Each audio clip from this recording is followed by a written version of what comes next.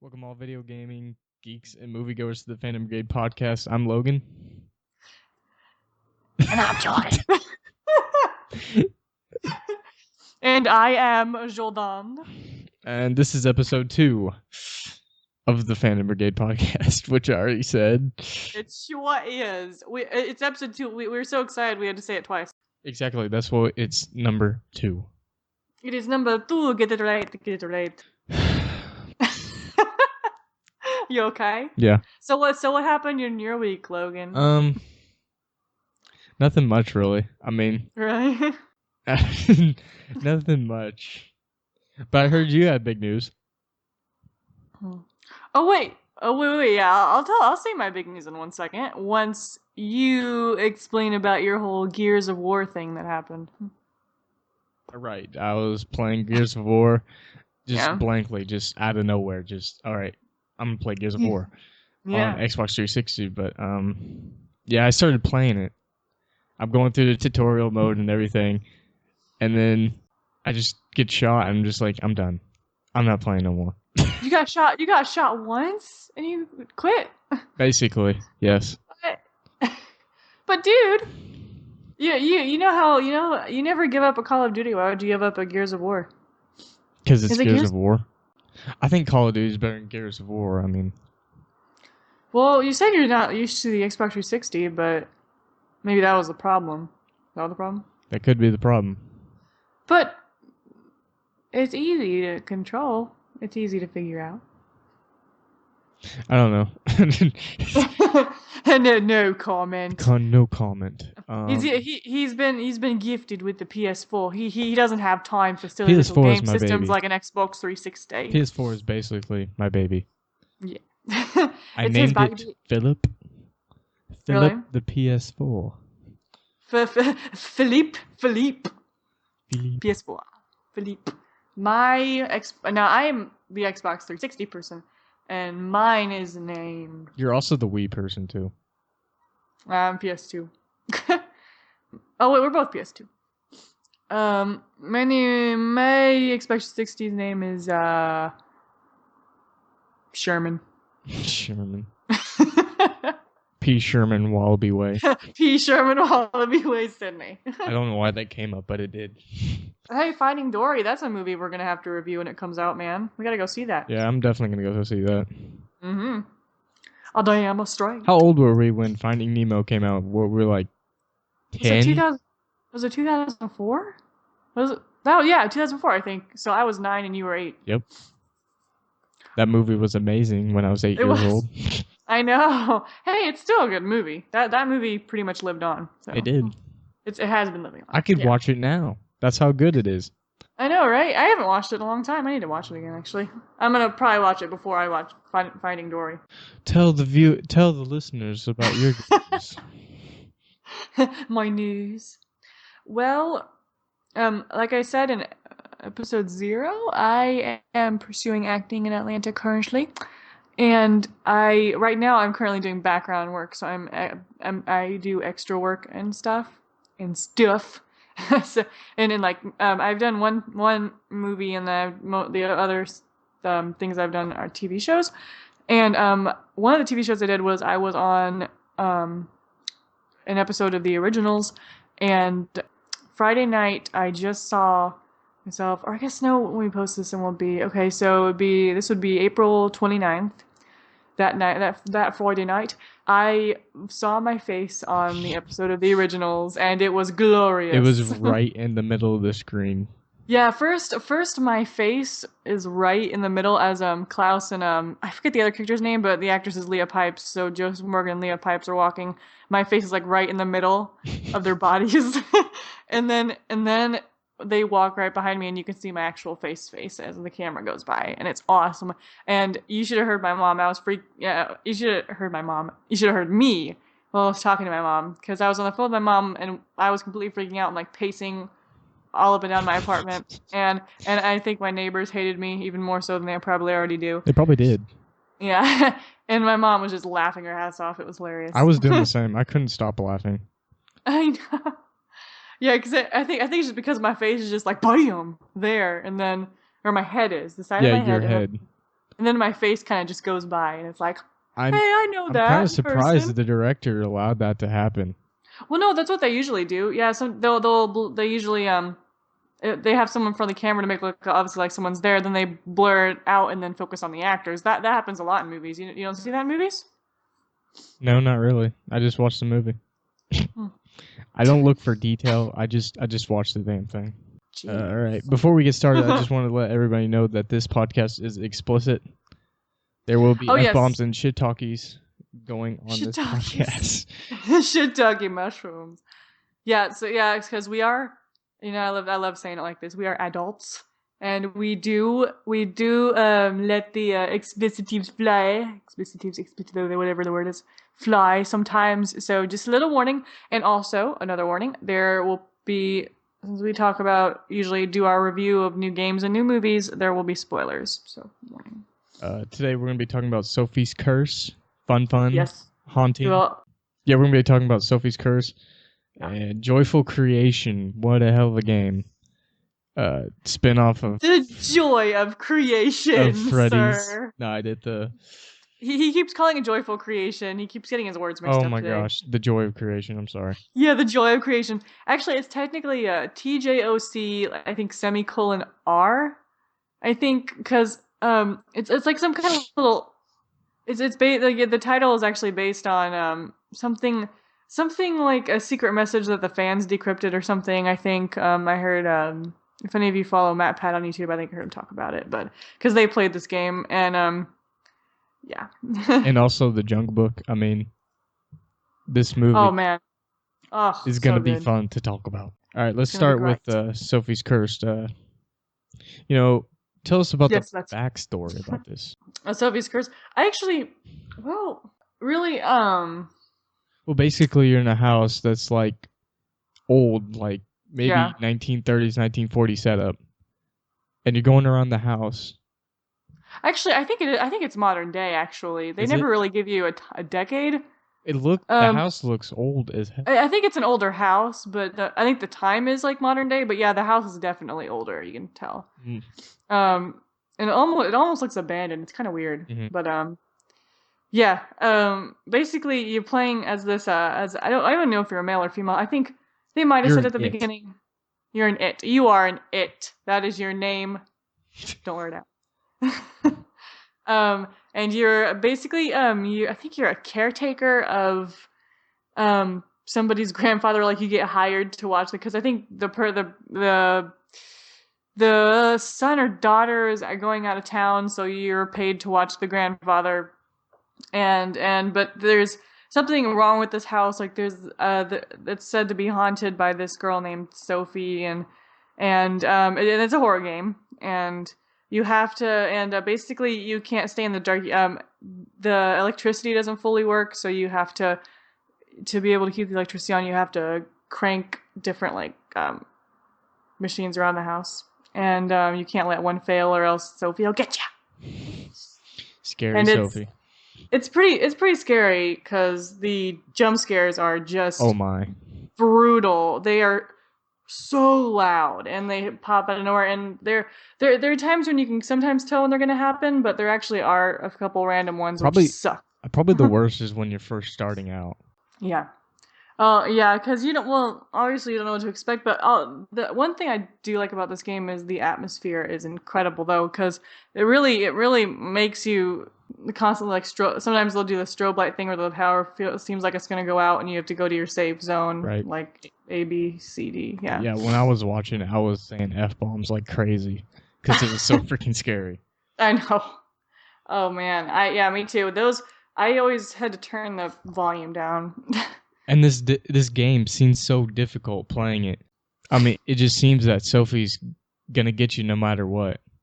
Basically. Yeah, yeah, it seems almost like there's no no hope. It's a really difficult game because it's like you said, she jump scares you at the most random times, and you because you really have to listen for her. Like when you start cranking, you have to listen for her gurgling the gurgling sound of her throat, and it's sometimes really quiet, so you really have to listen for it. She's And if gurgling. She's got water. She's yeah, because she's it's got a something sore like throat. She's got salt and water yeah, she trying got to a sore get it out. throat. She just needs to put a little cough drop in there. But That's probably why no, she's so pissed off. probably exactly. She's sick and no one's freaking taking care of her. We're supposed to be the caretaker. Come on. But she's just kind of there sometimes, and you just have to when you're cranking and you hear that gurgling sound, you gotta stop cranking, or she's gonna get you. Mm. There's so many like things working against you in this game, and every single Let's Player I've watched play it has only really gotten to like 2 hours or 4 hours in. So there, of course, there are people that have gotten to the ending, of course, because there's really dedicated gamers. But I mean, the Right. ones that I watch have not gotten that far in it. So it's a hard game. My opinion, I'd probably rate this game a 7.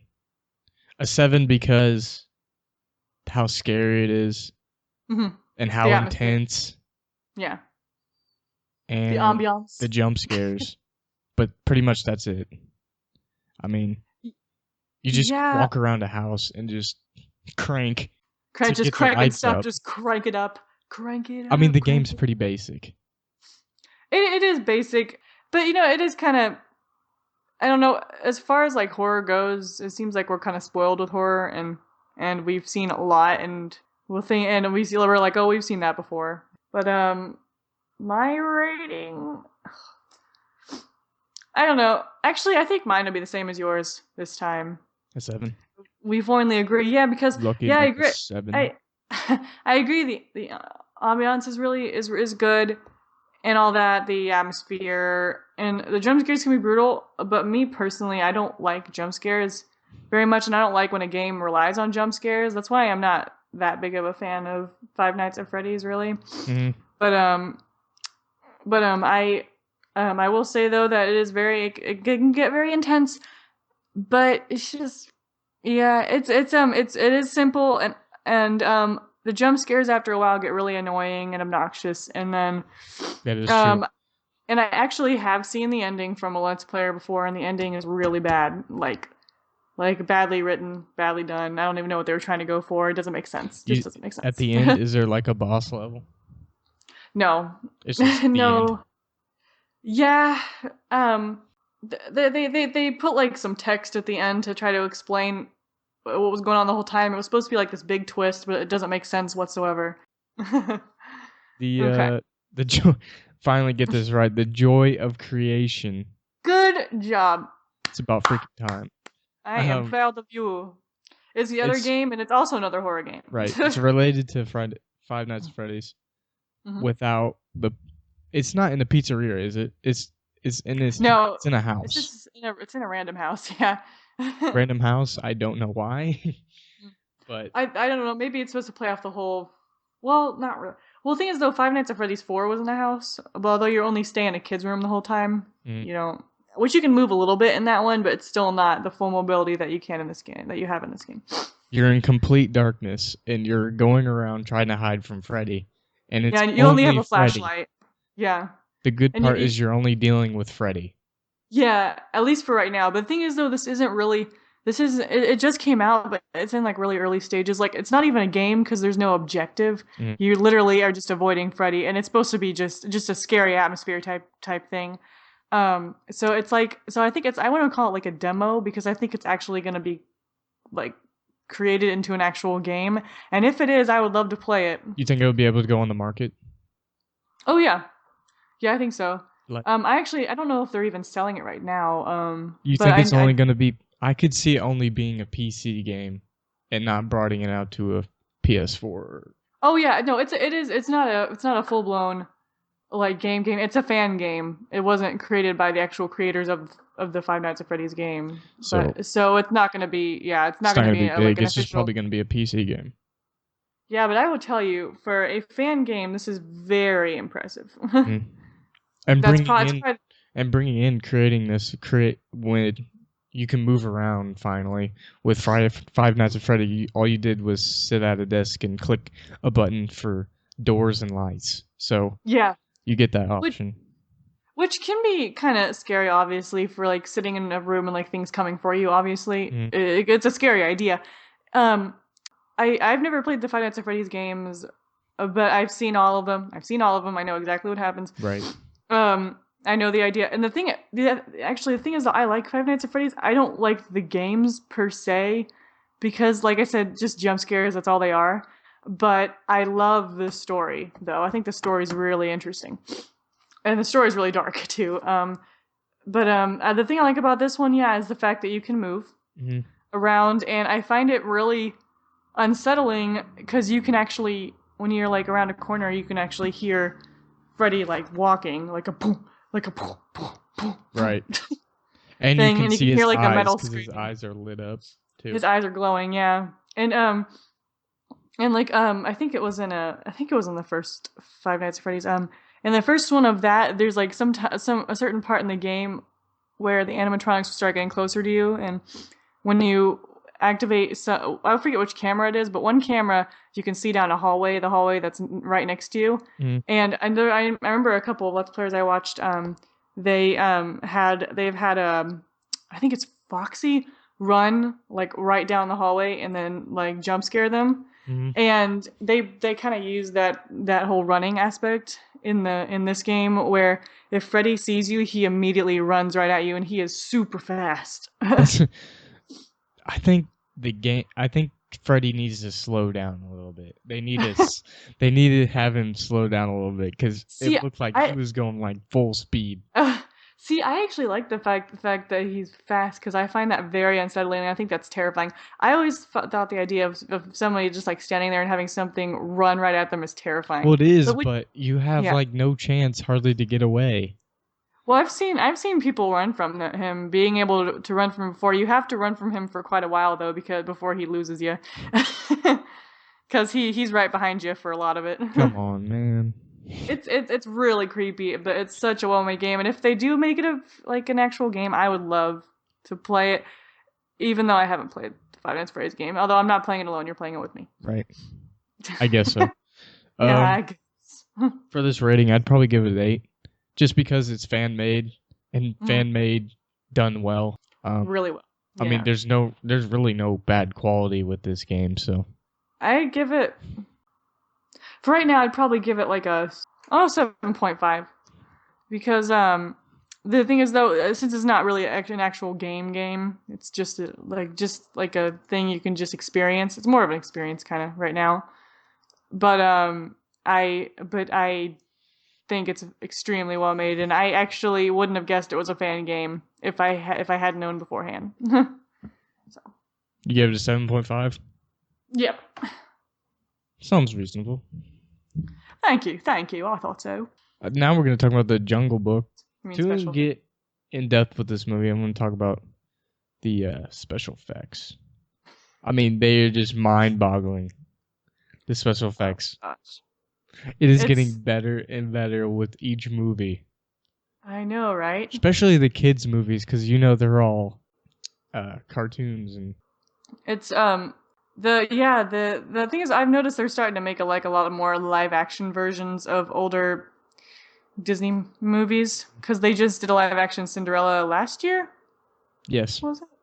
And they did a live action Peter Pan last year. Snow White. Although technically there was Snow White, a different take on Snow White. They've done more. Just can't think of them right now. I believe they need to do a Mickey Mouse one.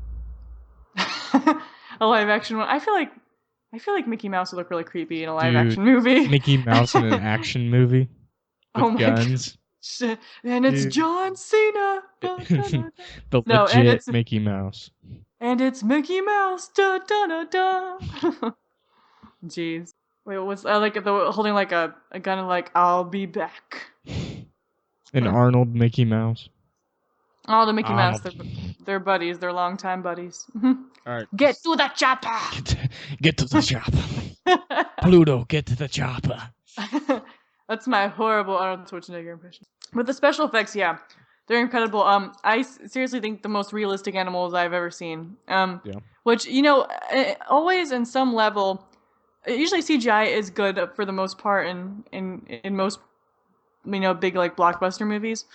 But usually in some way or some level you can tell that it's CGI, because little parts of it still look fake. But this movie, I could not pick any part of that out. Seriously, it was so good. They paid so much attention to detail. It actually felt like they were real animals talking. I'm serious. It's great. It did, especially Yeah. the trailer. The trailer was well done. Oh man, yeah. The trailer was really good, and especially with that whole little nostalgia thing they threw in with the whole Baloo whistling bare necessities. Yeah. Everybody, it's funny because everybody I've seen that's seen that trailer always gets really excited when that comes on. They act like little kids. It's great. Did you know Bill Murray plays the bear? I actually didn't know that until I saw the movie, and I recognized his voice. I was like, "It's Garfield!" And Christopher Walken's in it. Oh my gosh. I know, and he plays King Louis. Oh my gosh, I was so happy about that because I knew Christopher Walken was in it. I just didn't know which part he played, and so I was waiting to hear I had his to look voice. it up. Yeah, and Scarlett Johansson's in it. Yep, I knew she was the snake because they had her whole monologue in the trailer, obviously. But yeah, that was kind of one thing that that was different from the Disney version of the movie, the animated Disney version. It kind of blows it out of the water, really. I mean, it's like no comparison, really. Well, I mean, I obviously love both because you grew up with the animated Jungle Book, so you still love it. It has a special place in your heart. Right. But honestly, I think this adaptation is very well done and very, very faithful to the animated one. The one thing that was obviously they're gonna put differences in there. They're not gonna do it like scene by scene because that would be boring. But I love how each animal had their personality just like the animated movie. But one thing that was different, like we were talking about Scarlett Johansson as the snake. Well, in the animated movie, you remember the animated, right? Yes. Well, remember in the animated, the snake was a male. He was a guy, and I don't even know who played him. I don't know either, but he was working with Shere Khan, wasn't he, in the animated? I think so. I think he was bad. Yeah, he was bad. He was bad, and I could have sworn he had a really big part. I remember, and he was working. I swear he was working with Shere Khan. But in the live action movie, obviously it's Scarlett Johansson, so the snake is a female, and the snake is only in one scene, not even a big character, and doesn't know anything about Shere Khan. So they changed that up a little bit, and honestly, that didn't bother me that much. Because I found the snake kind of funny in the animated, but also, I don't know why, but it kind of annoyed me, I think, because it was kind of scary, but annoying at the same time. Yeah. So I was like, it's okay if they cut it out. But the snake in the Jungle Book was very menacing and creepy. And the one thing I did like, though, is that they kept the fact that the snake could hypnotize you, just like the animated. So the snake they did keep hypnotized that in the live action. This one? Yeah, which was cool. And they kept the songs in too, although since the movie wasn't necessarily a musical like the animated one was, songs were a little bit out of place, I think, but they still sounded awesome. Because I was like, this is so cool. You think this is a kids' movie? You think kids would be able to see this? Oh yeah, yeah. I think it'd be a family movie because the adults could really enjoy it as well. But I also think there are some frightening scenes in it for kids. Like Shere Khan's really creepy. Or he does some really menacing. Obviously, because he's the villain, but he's very. The tiger. Yeah, he's very. He can be very intense. So yeah, there are some intense scenes. So if you're taking your kid to see it, I'd just be advised. For all I know, the actress performance was pretty good, with putting in their voice and into. Oh, Mowgli. Yep. Yeah, he was good. This is only his second project, I think he did like a short film, and then this is his like big huge movie, so this is a giant step up. And he's only I don't know how old he is. I'm sure he's really young though, but I think Bill Murray was a perfect fit for the bear. Oh my gosh, yes, perfect, because it was John Goodman in the animated, right? Yes, I think so. I believe it was. And yeah, Bill Murray, oh my gosh, killed it. But you know he would, because he's Bill Murray, right, man. It's freaking Bill Murray. He's Peter Venkman, man. Right. He's awesome. Yeah, he killed as that. Every actor killed their performance, and Idris Elba as Shere Khan was great. Scarlett Johansson was good for her one scene, and Christopher Walken was good too, which he was able to go from kind of Christopher Walken goofy. makes me laugh. Christopher his Walken, voice. I know, he has one of those like He's one of the most calm voices ever. His You could just voice like is fall like, say asleep to something, his voice. stop. Say something, stop. I know. I know. This movie. Oh my gosh, it's great. Oh And yeah, sure, I'll we're gonna be do talking it. about later too, in other podcasts down the road, is Ghostbusters 2 that's gonna be coming out, which Not two. I think it's only it's a. Actually, wait, it is a sequel, isn't it? yes, It's a except sequel to. except it's They're not all women. calling it two, but they're call. It is a sequel. It's all women. It's all women. Yeah, yeah, and I don't like that. three of them are from Saturday Night Live. I think No. they're gonna ruin it. Oh. Well, I don't know. Honestly, I don't know what to think about it. Obviously, well, you and I, we're both huge. We're both huge fans of yeah, Ghostbusters, and I just don't know what to think about it. I think. Have you seen the trailer for it? I have. I do love the special effects because they kind of kept that 80s feel to the special effects in it. So I think the ghosts look really awesome. But other than that, yeah, I don't know. I mean, it's by the same director as this Spy and The Heat, which are good comedies. But the thing about I don't this see is Ghostbusters being a comedy though. well, that's what I'm saying. Yeah, the thing is that Ghostbusters was funny in some parts, but it was also But the new one, it's comedy the whole thing. I know, and I didn't want it to. I'm just hoping that they don't resort the movie to just like stupid, I don't know, like an inappropriate, stupid comedy. Yes. I just hope because that's not what the original Ghostbusters was. Right. It was actually smart comedy mixed with serious moments, mixed with supernatural mysteries. So pretty much Ghostbusters had it all. So it's really I know it's going to be really hard to follow, and I probably won't be pleased, honestly, but I'm still going to go see it because I'm a big fan of, the 3 out of the 4 main actresses, so. Didn't one of the Ghostbusters die? Yeah, The Harold nerdy Ramis one? died.